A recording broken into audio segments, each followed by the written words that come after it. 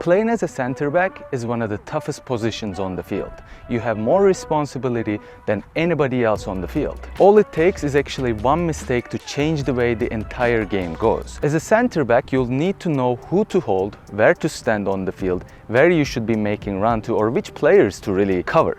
If you haven't played this position before, you might think that how hard can it be to play as a center back? First of all, as a center back, you're probably one of the slow and the least technical players on your team, but at the same time, one of the strong ones. Also, as a center back, you're probably going to be playing against the most technical, the fastest players on the opposition's team. And these players that you're playing against comes in tons of different varieties. Some are fast, some are technical, some are strong, some has all the attributes. So your first job is to observe who you're playing against. Most likely, your coach warns you about these types of players because this will be your key clue to what to expect during the game. If you are playing against a slow, fast, or technical player, you know where to stand, you know which spaces to cover, you know how much distance you should have from the opposition. Typically, center back position is probably one of the positions that has to run the least on the field after the goalkeepers. But this is only true if you know where to be on the field.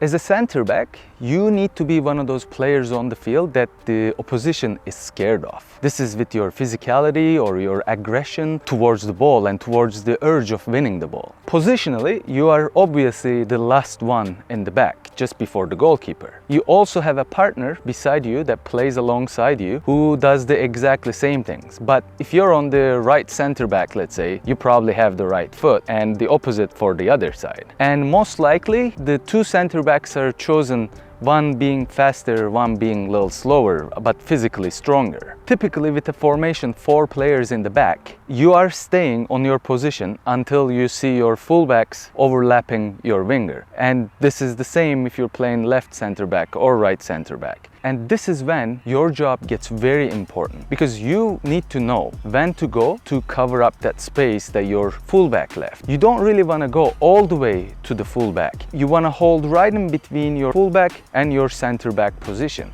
So you're covering up for those two spaces at once until you see your overlapping fullback dropping back to take back their shape. This is when you're expected to shift slide wider, covering that fullback position, as well as not forgetting your central position, where you're staying right in between those two positions where you are needed. So if they are counter-attacking, they can't use the wide or they can't use the central areas. But you have to prioritize your central position. And in this types of scenarios, where you opened up slightly wide to cover up for your fullback, this is when most of the coaches expect their holding mid to drop in that central area. I wouldn't know what your coach would want from you, but typically speaking, I would want my holding mid to drop back in between that space where you have 3 people in the back line at all times. If your fullback went up on the right side, then the holding mid drops in between the left center back and the right center back, where you are leaving that solid 3 defensive line. And this is exactly when your job also gets very important, because as a center back, you need to be very good at communicating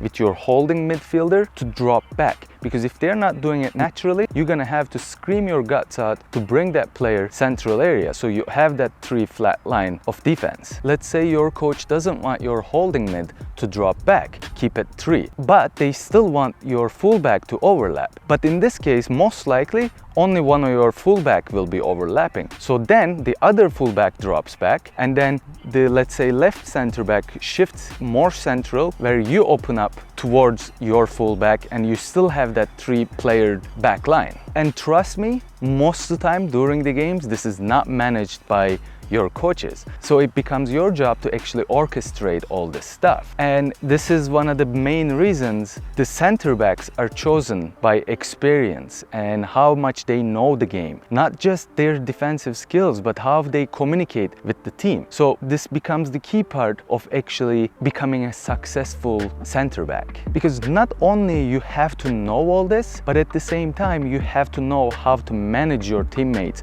from the back line. Lucky for you, if if you are playing this position or if you're planning to play this position, it's so rare to find center backs anymore, especially if you are left-footed or if you have both feet that you can use comfortably. You have much bigger chance of making it a pro. Those positioning tips were just a part of it. There is way more to being a successful center back than just knowing your position. As a successful center back, you have to orchestrate your team's attack as well as your team's backline when you are defending as well. So I played many levels of this sport, and the biggest mistakes I've seen at an amateur level is that people tend to forget their defensive backline, meaning that they are letting the opposition strikers leading the center backs to break the offside line. But don't forget, your biggest friend on the field as a center back is the offside line, and that's your biggest defense as a team and first line of defense. So as a successful center back, you are the one who needs to lead the opposition striker to get out of the position that you don't want them to be in, which is the further away they are as a team from your net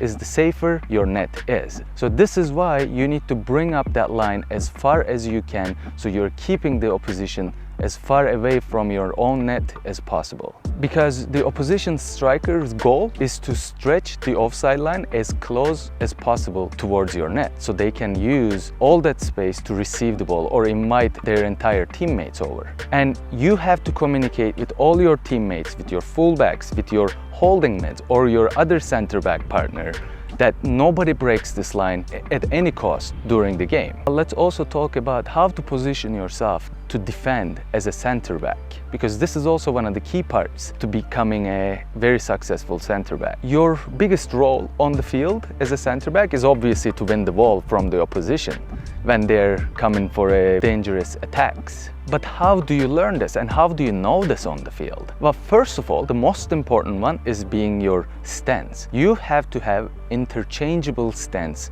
both sides. So you can face yourself like this or you can face yourself like this, which will allow you to be able to use both of your feet to tackle or to win the ball or to make the first move towards the opposition. And this is why you need to be very comfortable to tackle or make the first move by using both of your feet, because then you are unpredictable as a center back. Because if I see a center back in front of me that are only coming at me with a stance that I know that they're gonna be using your right foot, then I can always do the opposite and go away from them by dribbling around them. You need to keep just enough distance from the opposition so you're close enough to make the approach if they make a mistake, but you're also far enough that you're actually wasting their time, so you are inviting your team over to win the ball. Not just you, but your entire team can be involved in winning the ball. Typically speaking, when you are playing against very technical players, you don't want to give them too much time to think.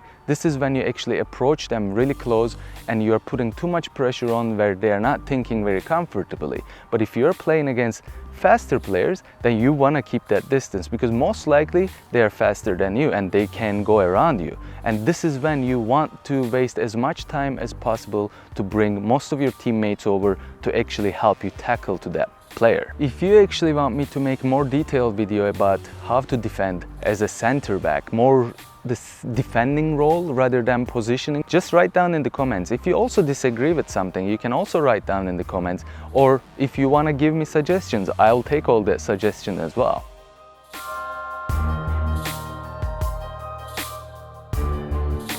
So don't hold anything back, write down in the comments and I promise I'll respond to you. And if you want to see anything else like this, please write down below whatever I can help you with. And don't forget to subscribe to my channel, as you know, with the notifications on. You can also become a member of my channel, where I have a specific Discord group that I created, so I can invite you over and we can actually discuss and I can help you out throughout your journey to become a more successful player. Also, you can find my playlist right over here. And don't forget to drop a like as well. Thanks for tuning in, and I will see you next Sunday.